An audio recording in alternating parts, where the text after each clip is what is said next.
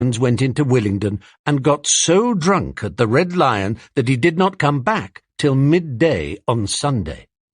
The men had milked the cows in the early morning and then had gone out rabbiting without bothering to feed the animals. When Mr. Jones got back, he immediately went to sleep on the drawing-room sofa with the news of the world over his face, so that when evening came, the animals were still unfed. At last they could stand it no longer. One of the cows broke in the door of the store shed with her horn, and all the animals began to help themselves from the bins. It was just then that Mr. Jones woke up. The next moment he and his 4 men were in the store shed with whips in their hands, lashing out in all directions. This was more than the hungry animals could bear. With one accord, though nothing of the kind had been planned beforehand, they flung themselves upon their tormentors. Jones and his men suddenly found themselves being butted and kicked from all sides. The situation was quite out of their control. They had never seen animals behave like this before, and this sudden uprising of creatures whom they were used to thrashing and maltreating just as they chose frightened them almost out of their wits. After only a moment or two, they gave up trying to defend themselves and took to their heels.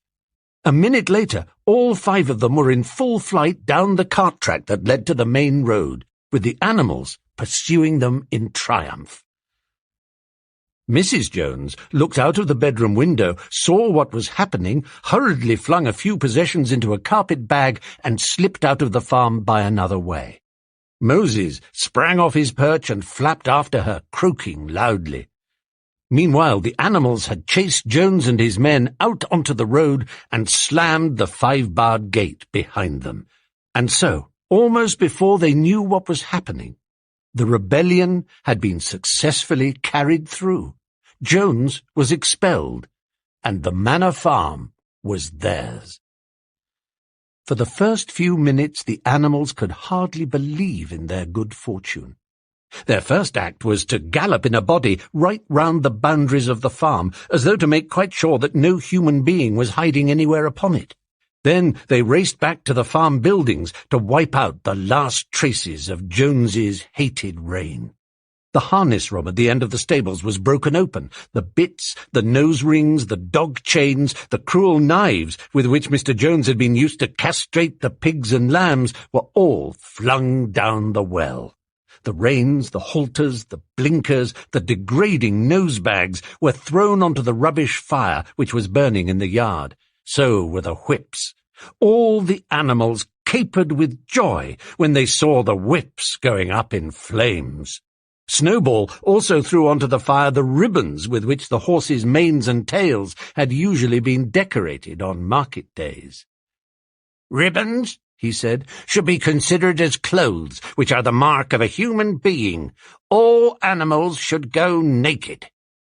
When Boxer heard this, he fetched the small straw hat which he wore in summer to keep the flies out of his ears, and flung it onto the fire with the rest. In a very little while the animals had destroyed everything that reminded them of Mr. Jones. Napoleon then led them back to the store shed and served out a double ration of corn to everybody, with 2 biscuits for each dog. Then they sang Beasts of England from end to end 7 times running, and after that they settled down for the night and slept as they had never slept before. But they woke at dawn, as usual, and suddenly remembering the glorious thing that had happened, they all raced out into the pasture together. A little way down the pasture there was a knoll that commanded a view of most of the farm. The animals rushed to the top of it and gazed round them in the clear morning light. Yes, it was theirs. Everything that they could see was theirs. In the ecstasy of that thought, they gambolled round and round. They hurled themselves into the air in great leaps of excitement. They rolled in the dew. They cropped mouthfuls of the sweet summer grass. They kicked up clods of the black earth and snuffed its rich scent. Then they made a tour of inspection of the whole farm and surveyed with speechless admiration the ploughland, the hayfield, the orchard, the pool, the spinney. It was as though they had never seen these things before, and even now they could hardly believe that it was all their own. Then they filed back to the farm buildings and halted in silence outside the door of the farmhouse.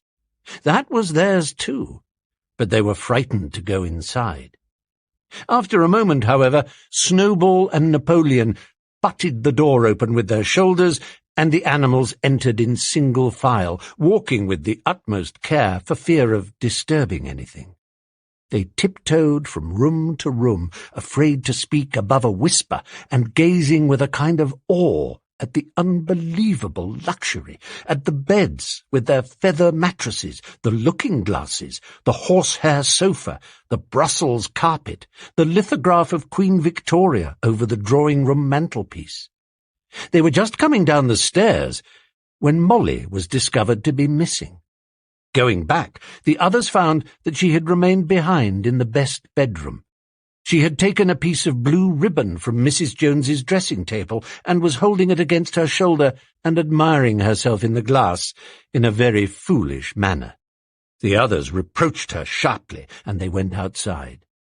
Some hams hanging in the kitchen were taken out for burial, and the barrel of beer in the scullery was stove in with a kick from Boxer's hoof. Otherwise, nothing in the house was touched.